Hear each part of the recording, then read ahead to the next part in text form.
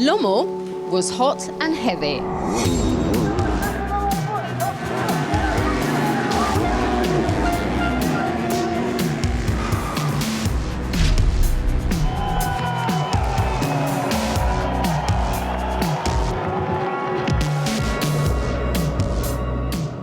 After 3 long years, we're back in Scandinavia, just 100 kilometres north of Gothenburg, at the Glimminge Motor Stadium, a circuit with a proud FIM Motocross World Championship tradition, going back more than 60 years.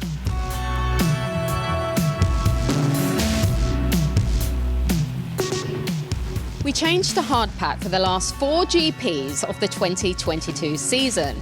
And in MXGP, Tim Gjaser arrives to Uddevalla with a small chance of wrapping up his 5th world title this weekend. In MX2, the battle for gold is looking like going all the way to the final round in Turkey, with Jago Geerts currently holding a 23-point lead over Tom Vial. Can Geerts continue his winning run, or will Vial strike back at the scene of his first ever GP victory? Will HRC's lead rider be made to wait another week to get his hands on the MXGP gold plate? Let's find out at the MXGP of Sweden.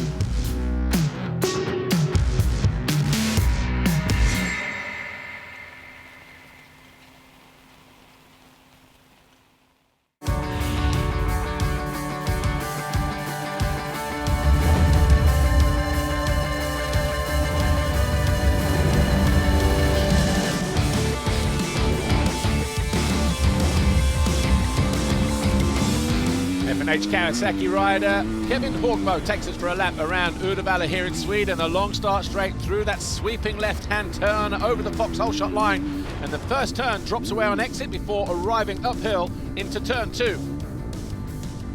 Stepping downhill on the right-hand side, or a smoother run down towards turn 3 if you go the left route. The first FC Moto tabletop jump then is quite big, and if it's windy could cause 1 or 2 problems.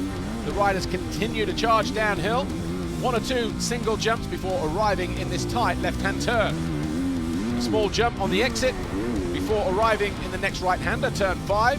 And look how the lines will start to develop as the course of the weekend goes on. Small Monster Energy tabletop into turn 6, very hard and slick. Throttle control absolutely important just to get good drive and traction through this uphill wave section. 6 waves through there, 7 if you're on the right-hand side. Exit the tight right, through this next left, and we have a small hip jump. Get on the gas nice and early when you land. Another single here, we hit the liquid molly tabletop jump. And as we come into land, we're on the brakes into this 90-degree right-hander. Again, on the gas nice and early, but not too aggressively because it plunges downhill steeply. At the bottom of the hill, we arrive at the left, dropping away further before arriving at this tight right. There'll be a series of lines through there. We have this bitchy step up. Not easy to get on there as the day goes on. We've got a double at the end of the straight as well. And there'll be a massive choice of lines through here. You can go wide to the outside, inside ruts, maybe getting in and out early, and even cut across some of those ruts. The final downhill towards the finish line sees us hit the city jump, and then this short, sharp jump here. This is the final turn. Takes us uphill over the Monster Energy finish line jump here. And as we come into land, we go down past pit lane. A 90-degree left, right turn takes us back down the start straight to start another lap here in Uddevalla.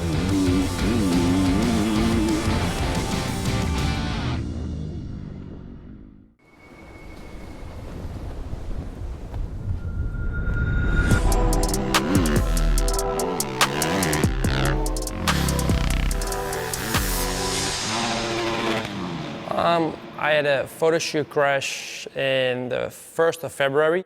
The doctor who made the surgery didn't make the surgery too well. My recovery took longer than expected. With that, I missed almost half the championship, and then we decided, as I had a fracture in my right foot as well in 2019, to which needed another surgery but would take a little bit of time to recover. We decided to do it then, and at the same time remove the plate what they put in to my left calcaneus from the fracture. So actually it's been a bumpy road and it took a while, but I decided to sit out this year to get as healthy as I can. I could be racing, but not where I want to be at, like at the top level. Then I prefer to not race and just come back next year in good ways. So everybody has to wait till March next year to see some bullet action.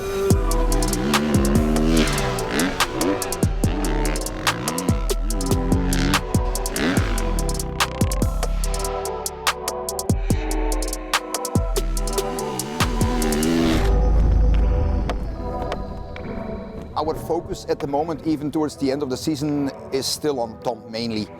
Okay, we have Jeffrey healing up and hoping he can return to competition, or no, let's say to training soon. But of course, Tom is our guy on the field out there fighting for the championship, and we're actually mainly focusing on him, helping him to finish this business before he leaves to the US. This year is pretty cool. I think the battle is tough with Jago. We move a lot. Some race he wins, some race I win, and it's pretty tough to be honest, but we have 4 races to go. Jago has a little advantage on me, 23 points. But you know, it's not much, so he also have a lot of pressure on like me, and I think we are still really close from each other, so I think it's gonna be pretty cool to learn. The only advantage of being behind in the standings, that's that you don't have to think too much anymore. You don't have to calculate anymore. Just go out there, have fun, and race. I start the season alone. It's like this. I need to do it alone, and yeah, it's a little bit more pressure, I think, but I managed to do it, I think. I don't feel like that puts more pressure. It makes it somehow more interesting even. You can work on details more. You can take more time for small things.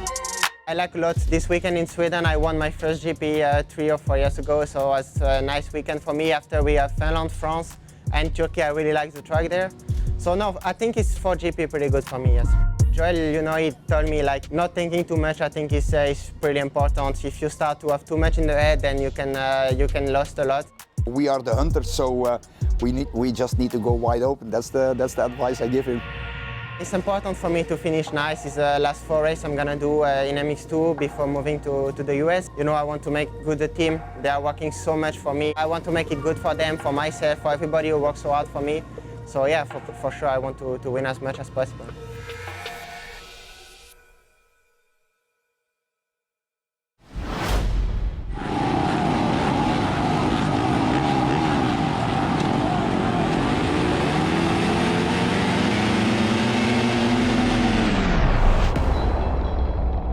Coming into the final 4 rounds in MX2, Jago Geerts has a 23-point advantage over Tom Vial. I think Belgium was possibly the most crucial round, just because of the fact that Geerts was in his home Grand Prix in Belgium, and if Tom was to win that Grand Prix, of course, it would have been advantage him coming into Sweden. And he flies by Van der Moosdijk to take over the lead a lap later. And Jago Geerts will cross the line to win his 15th Grand Prix, and it's back-to-back wins. But as it turned out, Jago won. He won convincingly. Tom had all kinds of problems. Yes, he made the podium, but the gap has gone out. With those 2 riders kind of as close as they are in the championship, it's difficult to say whether it's straightforward that, you know, Tom could go out and win every single race and beat Jago at this point. I think with Tom, the last time we saw him wrap up the MX2 World Championship title, he had a comfortable points lead. Now he's chasing that lead. And this is a position that he's not necessarily used to being in. I mean, it's always been maybe 1 point or 2 points between them. But now it's 23 points, and now he's the hunter. He wants that title, and we've got 4 rounds left.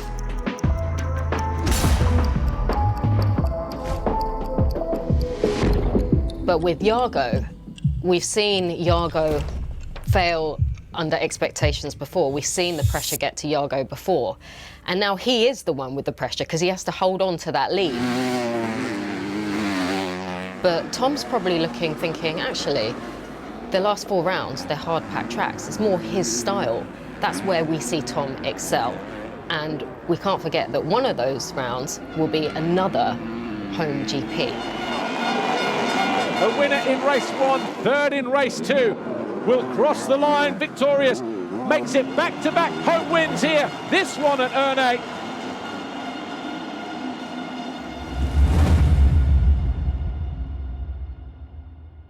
In terms of trying to predict an outcome in MX2 at the moment, it really is too close to call.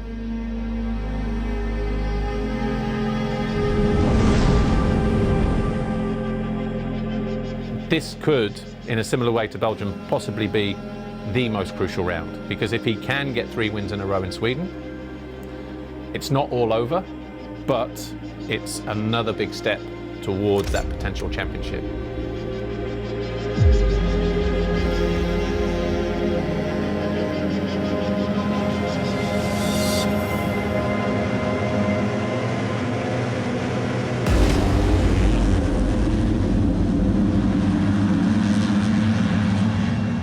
Going in bar to bar.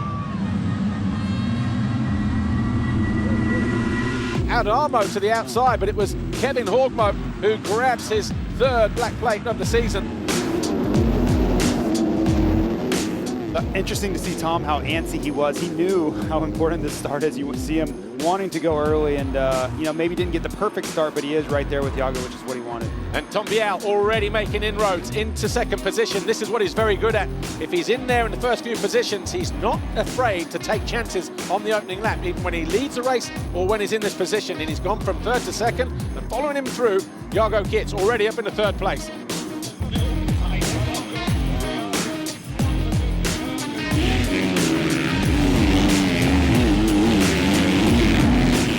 Tom Vial going after Kevin Horgmo, the race leader, who's already led 20 laps on this season alone, but he gets at the inside as Tom Vial takes over the lead on the opening lap. Jago Geerts tried a lap ago to find his way past Vial through here. He tries the same again with Kevin Horgmo, and again, the result exactly the same, but he may find his way through in the next turn, but not quite. But he is side by side with the Norwegian, who tries to cut the line across, but Geerts now up into 2nd. Oh, man down. Jago Geerts just made a mistake there in the background. Turn 2, Geerts fell from 2nd position. Adamo has pulled up. He looks like he's got some kind of injury, and I'm just wondering whether it's a knee or an ankle, because the way that Adamo pulled up at the side of the track there, he looks like he's in agony. So it could be disastrous end to the season for Andrea Adamo. Oh, and a problem there looking down. I'm just wondering whether he's gone into a deep rut there and got a load of mud wrapped around the gear pedal, the brake pedal. Yeah, he's looking down, and there's a problem there for Rowan van der Moosdijk. Maybe no brake.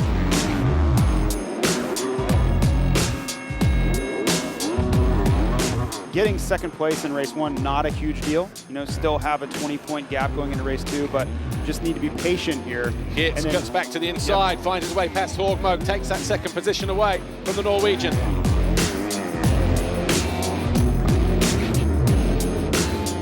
Tom Vial, no mistakes about him.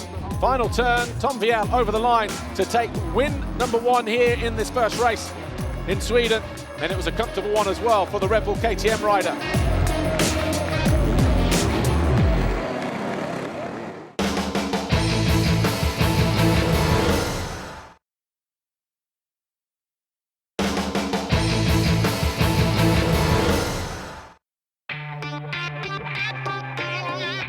Here's how the riders line up ahead of this 2nd MX2 race. Jago Geerts now 20 points clear of Tom Vial after Vial won race 1.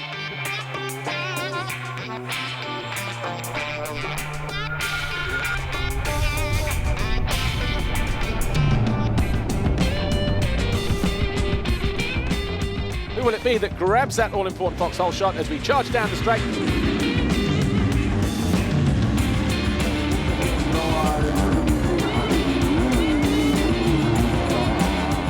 Kevin Horgmo with another flying start, closes down Tom Vial immediately. Then Geerts goes around the outside, and it looked like Langenfelder with the foxhole shot this time around for the 7th time this season, and he leads going into turn 2.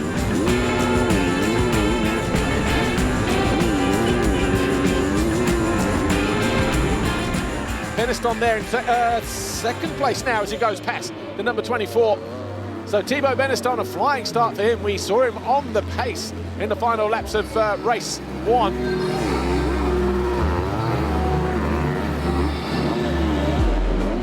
Geerts favouring that inside line through the corner that he made the mistake in race 1. Goes to the outside of Van der Moosdijk. Does he get on the power early? Yes, he does. And Vial makes a move on Kevin Horgmo, moves up into 3rd place.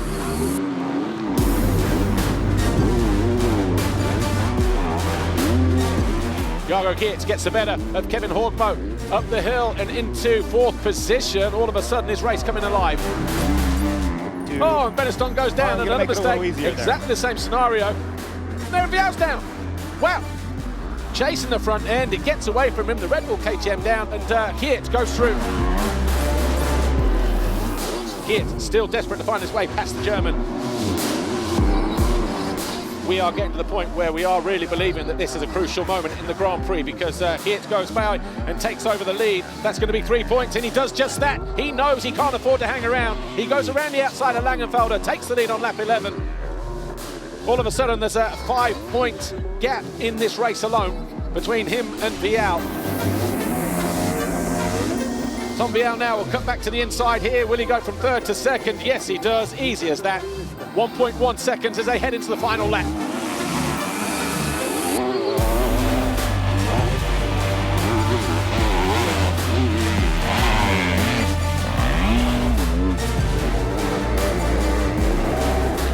Despite the late charge from Tom Vial, Jago Geerts wins race 2. He wins the Grand Prix here in Sweden. Tom Vial crosses the line 2nd, and it's as you were at the top of MX2. 23 points between the top 2.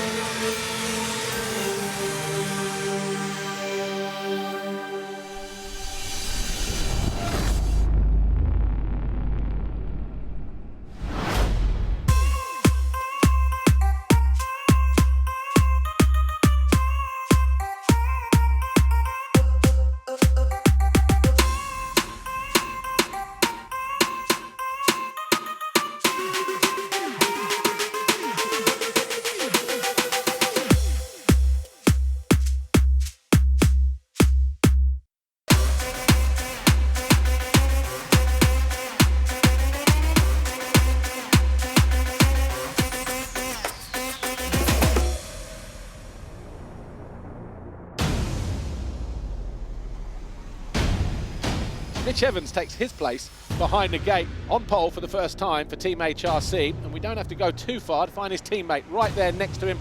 They will line up in gates 1 and 2 for this race here in Uddevalla. The Fly Racing 15-second board goes up. That'll be followed by the 5-second board, and these riders 30 minutes plus 2 laps. The MXGP first race here.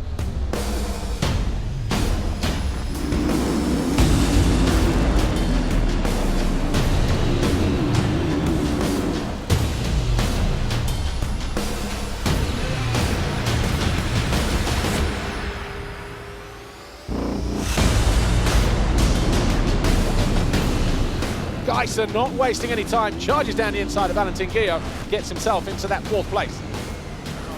Oh, that's Evans going down, so Evans picks himself up.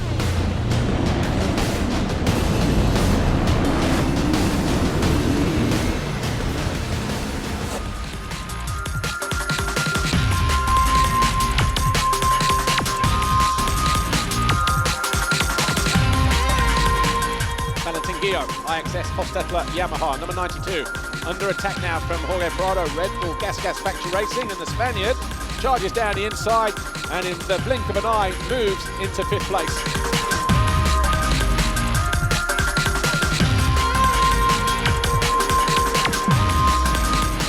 Evans down the inside of Bogas. The boys in blue are still leading the way, unchanged. Maxime Renault, Jeremy Seewer, Glenn Koldenoff, Tim Gjaser.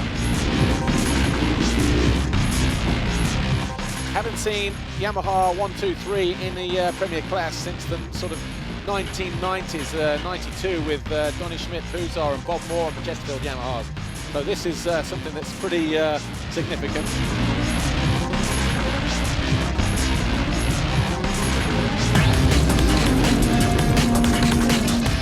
Dropping down Monster Energy Mountain, so he got better drive coming out of the turn. Still had some work to do, but the Kawasaki rider just managing to hold on, but Guillaume all over the track there, just ran it off wide, and that was it. And Maxime Renault exits the final turn. He wins race 1 here in Sweden. That's a big win for him. Seewer second, Koldenoff making it the Monster Energy Yamaha 1-2-3, and Louis Bosters and the team down there will be absolutely ecstatic. Tim Gjaser across the line in 4th.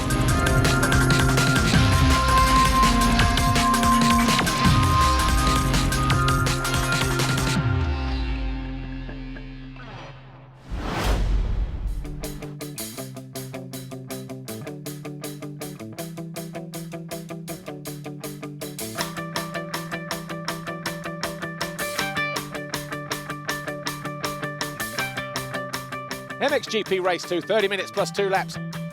The Fly Racing 15-second board to go up for the final time today.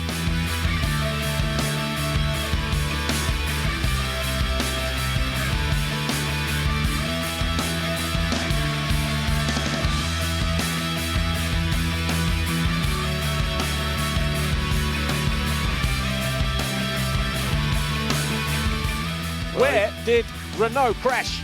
Well, of course, that's going to dent any 1-2-3 on the podium for that team then.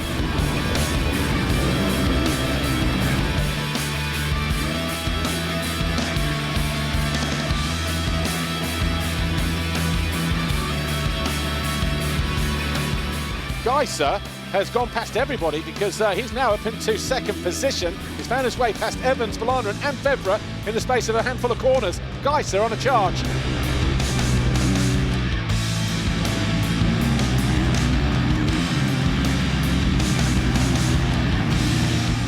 And Renault is in, look at the shirt. So this is what's happened to Maxime Renault on the start and the fall, and he's holding that left side. So Mattia Guadagnini, straight on, Mattia Guadagnini. Well, the catch fencing did its job, but I'm not sure what happened there, whether somebody, and there's Maxime Renault. Goes down hard, gets landed on, by bikes and body, man.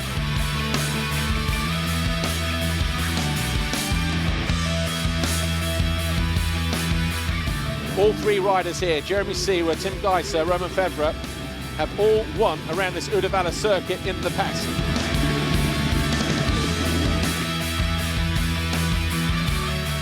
Jorge Prado closing in on Calvin Valanderen. As Prado dives down the inside of Valanderen, takes over 6th place. But that's your first 3. Seewer, Gjaser and Febvre.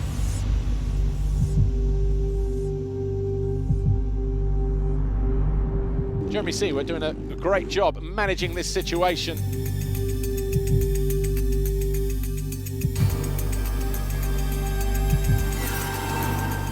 Jeremy Seewer downhill for the final time. The Monster Energy Yamaha rider through the final corner.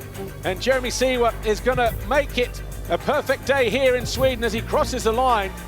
And Jeremy Seewer, 5th overall in Belgium, 2 wins from the last 3 rounds because, of course, he was victorious in Czech Republic. And for Jeremy Seewer, 46 podiums now, his 10th Grand Prix victory. For the 3rd time this year, Jeremy Seewer stands on the top step of the podium. And the 2nd time here in Sweden, Tim Gjaser, 2nd overall, 3rd for Glenn Koldenoff.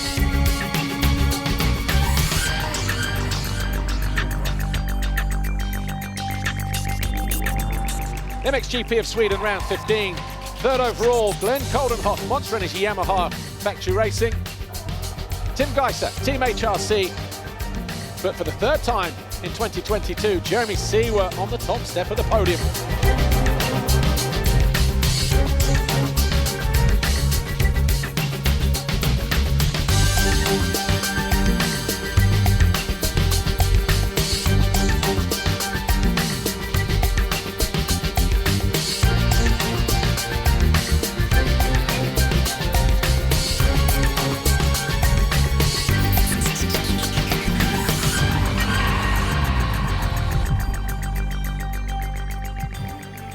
Tim Gjaser will have to wait at least another week to claim a 5th world title, but Jeremy Seewer will be delighted with a 3rd GP win of the season. Jago Geerts will also be pleased with himself after getting a 3rd consecutive GP win. Can he make it 4? We'll find out next week as the MXGP of Finland makes its long-awaited return to the calendar at Hyvinkää. We'll see you there.